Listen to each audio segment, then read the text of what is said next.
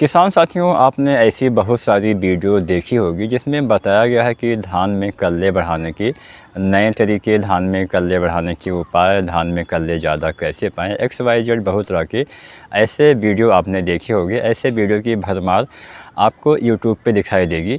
लेकिन आज का जो वीडियो का विषय है बहुत ही यूनिक होने वाला है। आज हम जानेंगे धान की फसल में कल्ले कम आने के 5 मुख्य और सबसे बड़े कारण।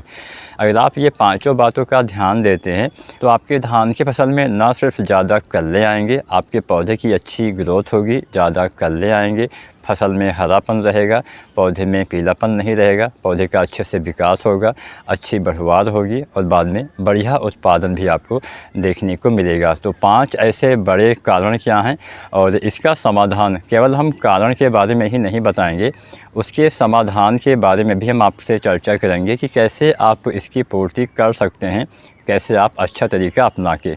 तो ज़्यादा टाइम नहीं लेते हैं, वीडियो स्टार्ट करते हैं, जानते हैं पहले कारण के बारे में। किसान साथियों, पहला और सबसे बड़ा कारण होता है फास्फोरस तत्व की कमी या फास्फोरस का सही से प्रयोग न करना।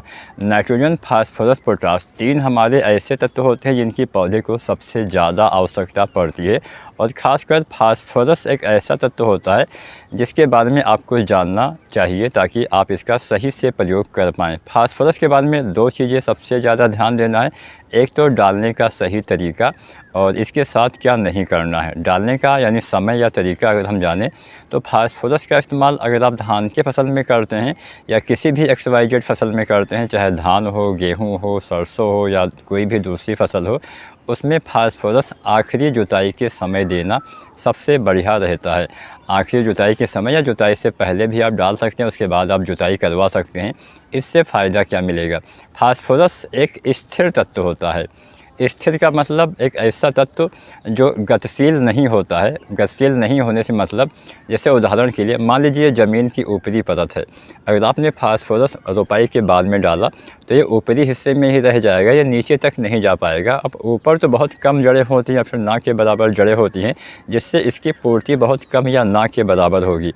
तो फास्फोरस अगर आप पहले डालते हैं खेत तैयार करते समय, तो क्या होता है कि जब आपका खेत तैयार होता है तो उस मिट्टी में अच्छे से फास्फोरस भी मिल जाता है, ताकि जब आपके पौधे जब आप लगाते हैं या फिर अगर आप सीधी बिजाई भी करते हैं तो पौधे की जड़ें फास्फोरस तक आसानी से पहुंच पाती हैं। फास्फोरस के बारे में एक अच्छी कहावत है कि फास्फोरस पौधे के जड़ों के पास नहीं जाता है, पौधे की जड़ों को फास्फोरस के पास आना पड़ता है। तो पहली चीज़, फास्फोरस रोपाई से पहले ही डालिए, चाहे जिस भी तरीके से आप डालिए, चाहे आप डीएपी के द्वारा फास्फोरस की पूर्ति करें, चाहे आप सिंगल सुपर फास्फेट के द्वारा फास्फोरस की पूर्ति करें, चाहे आप एनपीके कोई डालें, एनपीके में 12-32-16 काफ़ी फेमस है, चाहे आप उसका प्रयोग करें, आपको पहले ही डालना है। तो यहाँ पे कुछ खादों की मात्रा हम आपको बता देते हैं, अगर आपने अभी तक रोपाई नहीं की है तो आपको थोड़ा सा आसानी हो जाएगी। अगर आप डीएपी खाद का इस्तेमाल करते हैं तो 30 से 40 किलो या अधिकतम 45 किलो आपको डीएपी खाद रोपाई से पहले डालनी है। अगर आप सिंगल सुपर फास्फेट का इस्तेमाल करते हैं तो लगभग आपको इसकी मात्रा देनी होती है 80 से 110 किलो, 120 किलो तक भी आप डाल सकते हैं। वैरायटी के पकने की अवधि के हिसाब से आपको मात्रा चुननी है। कोई वैरायटी जल्दी तैयार होती है तो उसमें खाद कम और देर से तैयार होने वाली में ज़्यादा। अगर आप एनपीके 12-32-16 का इस्तेमाल करते हैं तो लगभग आप 45 से 55 किलो, 60 किलो तक आप एनपीके 12-32-16 भी डाल सकते हैं। ये तीनों खादें जो भी आप डालें, इसका इस्तेमाल आप रोपाई करने से पहले आखिरी जुताई के समय करेंगे तो ही आपको इसका ज़्यादा फ़ायदा मिलेगा। तो यहाँ पे हमने किसान साथियों फास्फोरस के बारे में जाना। गलतियों के बारे में जाने तो एक गलती जो हम अक्सर करते हैं कि हम फास्फोरस के साथ जिंक सल्फेट भी मिला के डाल देते हैं। अगर आप जिंक डालते हैं तो ना तो आपका फास्फोरस काम करेगा, ना ही आपका जो है जिंक काम करेगा। ये दोनों चीज़ें जब आपस में मिक्स होती हैं तो एक नया तत्व बन जाता है जिंक फास्फेट। ये अघुलनशील होता है। अब किसी दिन हम घुलनशील और अघुलनशील के बारे में डिटेल में आपसे बात करेंगे। फ़िलहाल इतना जानिए कि अघुलनशील अगर आपका तत्व हो गया तो मिट्टी में रहेगा, लेकिन पौधे भोजन के रूप में नहीं ले पाएंगे, मतलब वो पौधे के लिए उपलब्ध नहीं रहेगा, ना ही जिंक ना ही फास्फोरस। तो जितना मिलेगा उतना बेकार हो जाएगा। इसलिए जिंक के साथ आपको फास्फोरस वाली कोई भी खाद नहीं डालनी चाहिए। तो यहाँ पे पहला चीज़ हो गया, फास्फोरस आपको रोपाई से पहले डालना है और फास्फोरस के साथ जिंक नहीं डालना है। मैंने मात्रा भी आपको बता दी। अब मान लीजिए आप रोपाई कर चुके हैं, आपने फास्फोरस पहले नहीं बाद में डाला, या कम मात्रा में डाला, या फिर जिंक के साथ डाला, यानी फास्फोरस की आपके खेत में कमी है। तो ऐसी कंडीशन में क्या करें, अगर आपकी फसल अभी 15, 20, 25, 30 दिन की हो गई है, तो फास्फोरस की कमी अगर आपको दिखाई देती है या फिर आपने कुछ गलती की है, तो इसकी पूर्ति के लिए 2 तरीके हैं। पहला तरीका, नैनो DAP का इस्तेमाल करिए, जिसमें 8% नाइट्रोजन, 16% फास्फोरस की मात्रा उपलब्ध होती है। नैनो DAP 2 ml से 4 ml पर लीटर पानी के हिसाब से आपको किसान साथियों यूज करना होता है। इसकी पूर्ति आप चाहें तो 2 बार भी कर सकते हैं, कल्ले निकलते समय और बाली आने से पहले। और कमी के अगर आपको ज़्यादा लक्षण दिखाई देते हैं तो आप 15-20 दिन के अंतराल पे भी 2 बार उपयोग कर सकते हैं। अगर मतलब जितना आपने कम डाला हो उस हिसाब से आपको चुनना है। दूसरा तरीका है NPK 1261 तो इसका भी आप प्रयोग कर सकते हैं। 1 से 1.5 किलो पर एकड़ के हिसाब से इसका भी आप स्प्रे कर सकते हैं।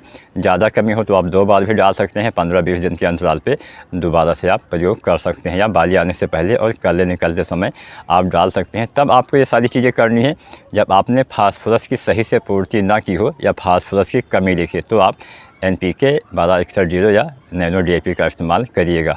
तो पहला कारण हो गया कल्ले कम आने के, फास्फोरस की कमी। दूसरा सबसे बड़ा कारण होता है जिंक तत्व की कमी। जैसा कि मैंने आपको बताया, अगर आप जिंक का इस्तेमाल फास्फोरस वाली खाद के साथ करते हैं तो भी ये काम नहीं करता है। अगर आपकी मिट्टी का pH वैल्यू ज़्यादा है, मान लीजिए 8 या 8 से ज़्यादा है, तो क्या होता है कि ये तत्व जो खासकर माइक्रोन्यूट्रिएंट्स होते हैं, ये अघुलनशील हो जाते हैं। अगर आप मिट्टी में डालते होंगे और आपकी मिट्टी का pH वैल्यू ज़्यादा यानी 8 या 8 से ज़्यादा है, तो भी ये सही से काम नहीं कर पाएंगे। जितने भी ये माइक्रोन्यूट्रिएंट्स होते हैं, चाहे जिंक हो गया, फेरस हो गया, मैग्नीज हो गया, मैग्नीशियम हो गया, बोरोन हो गया, ये सारी चीज़ें आपको मिट्टी में तब नहीं डालना है जब आपकी मिट्टी का pH वैल्यू ज़्यादा हो। तो सबसे पहले जानते हैं जिंक कैसे देना है। 2 तरीके हैं, मिट्टी में डालना, स्प्रे करना। और पहला तरीका मिट्टी में डालना वाला है, जो 20 दिन के बाद आपको अप्लाई करना है। जब आप यूरिया डालते हैं दूसरी बार 30 से 40 किलो, तो जिंक सल्फेट 33% वाला 5 से 7 किलो, या जिंक सल्फेट 21% वाला 8 से 10 किलो तक आपको इस्तेमाल करना चाहिए। लेकिन मेरी बात मानिए, आप जिंक का मिट्टी में इस्तेमाल ना करिए, क्योंकि अगर आपको पता है pH वैल्यू कम है तब तो आप डाल सकते हैं। लेकिन अगर आप कुछ गलतियाँ करते हैं तो भी जिंक काम नहीं करता, जैसे फास्फोरस के साथ डाल दिया, फिर कोई दूसरी वजह हो गई, तो एक काम करिए, जिंक आप स्प्रे बिल से प्रयोग करिए। स्प्रे बिल से प्रयोग करेंगे तो 3 बार आपको डालना है। पहली बार 25 दिन के आसपास, दूसरी बार 45 दिन के आसपास, तीसरी बार बाली आने से पहले। यहाँ पे हमने औसतन समय बताया है, 2-4 दिन आगे पीछे भी चल जाएगा। अब जानते हैं कितनी मात्रा में डालना है। अगर आप मिट्टी में डालते हैं तो मैंने बता ही दिया, 33% वाली 5 से 7 या 21% वाली 8 से 10। अब 33 या 21% वाली जिंक आप स्प्रे भी कर सकते हैं। 33% वाले डालते हैं तो लगभग आपको 700 ग्राम लेना है, साथ में 2 किलो यूरिया नहीं लेना चाहते हैं, भुजे हुए चूने का पानी यूज करिए, या दोनों भी आप यूज कर सकते हैं, यूरिया, भुजे हुए चूने का पानी और जिंक। और अगर आप 21% वाला का स्प्रे करते हैं तो 1 किलो आपको लेना है, साथ में यूरिया या भुजे हुए चूने का पानी। एक चिलेटेड वाला जिंक आता है जो ज़्यादा काम करता है, थोड़ा महंगा मिलेगा लेकिन उसका फ़ायदा ज़्यादा मिलेगा। जो 12% में आता है एडिटिव जिंक, इसका भी आप स्प्रे बिल से प्रयोग कर सकते हैं। इसकी लगभग 100 से 120 ग्राम मात्रा आपको लेना होता है। तो तीनों में से कोई भी एक जिंक लीजिए और इसका 3 बार स्प्रे करिए। पहली बार कल्ले निकलते समय, दूसरी बार बढ़वाल के समय और तीसरी बार बाली आने से पहले। बहुत ही ज़बरदस्त फ़ायदा मिलेगा। मिट्टी में डालने की अपेक्षा आपको ज़्यादा लाभ मिलेगा। और अगर आपके पौधे में जिंक की कमी के लक्षण दिखाई देते हैं तो कभी भी आप डाल सकते हैं, तब स्प्रे वाला तरीका ही सबसे ज़्यादा कारगर होता है। तो जिंक सही समय पर डालने से ही फ़ायदा मिलेगा और सही तरीके से डालने से ही फ़ायदा मिलेगा। एक काम आप कर सकते हैं, नाइट्रोजन, फास्फोरस और पोटास, यानी यूरिया, DAP, पोटास अगर आप डालते होंगे DAP के द्वारा फास्फोरस, या NPK या SSP, ये केवल 3 खादें ही आप मिट्टी में डालिए। बाकी आप जो पूर्ति करें वो स्प्रे बिल से ही करें। जिंक हो गया, माइक्रोन्यूट्रिएंट्स हो गया, या कोई ग्रोथ प्रमोटर हो गया, स्प्रे बिल से डालने से इसका ज़्यादा लाभ मिलता है। तो जिंक की कमी आपको पूरा करना है। जिंक की कमी होने से पौधे बौने रह जाते हैं, पौधे का विकास नहीं होता है, कल्ले नहीं आते हैं, अच्छे से फुटाव नहीं होता है और निश्चित ही आपको उत्पादन में भारी गिरावट देखने को मिलेगी। तीसरा सबसे बड़ा कारण होता है नाइट्रोजन की कमी। समय से नाइट्रोजन नहीं डालेंगे या आवश्यकता से अधिक डालेंगे तो भी कोई फ़ायदा नहीं है। समय से आपको यूरिया डालना है। नाइट्रोजन की पूर्ति हम यूरिया डाल के करते हैं। DAP में भी नाइट्रोजन होता है तो उसकी बात भी हम करेंगे। फ़िलहाल जानते हैं कितना यूरिया देना होता है। सही समय जानिए, रोपाई से 1 सप्ताह तक दोबारा से आपको डालना चाहिए 20 से 30 दिन तक, और आखिरी बार यूरिया डालना चाहिए 40 से 50 दिन तक। समय हमने जान लिया। अब रोपाई से 1 सप्ताह 10 दिन तक आपको यूरिया तब डालना है जब आपने रोपाई के समय कोई नाइट्रोजन वाली खाद डाली हो। जैसे अगर आपने DAP डाला या NPK डाला तो आप 1 सप्ताह या 10 दिन तक डालिए, अन्यथा आपको रोपाई के समय भी यूरिया डालनी चाहिए। तो चलिए हर बार कितनी मात्रा में डालना है ये भी जान लेते हैं। सबसे पहले जो DAP ज़्यादा इस्तेमाल करते हैं तो DAP के बारे में बात करते हैं। अगर आपने रोपाई के समय DAP डाला है तो यूरिया डालिए 1 सप्ताह से 10 दिन तक। पहली बार 15 से 20 किलो, दूसरी बार आप डालिए लगभग 20 से 30 दिन पे 30 से 40 किलो, आखिरी यूरिया भी डालिए 40 से 50 दिन पे 30 से 40 किलो। तो 3 बार आपको इतनी मात्रा में यूरिया इस्तेमाल करना चाहिए। अब बात करते हैं, अगर आपने NPK 12-32-16 डाला हुआ है तो भी इतनी ही यूरिया डालनी है, लेकिन अगर आपने सिंगल सुपर फास्फेट डाला हुआ है तो आप यूरिया 4 हिस्सों में बांट के डालिए। पहली बार धान की रोपाई के समय सिंगल सुपर फास्फेट के साथ 15 से 20 किलो यूरिया डालिए। दूसरी बार 1 सप्ताह से 10 दिन तक फिर से 15 से 20 किलो यूरिया डालिए।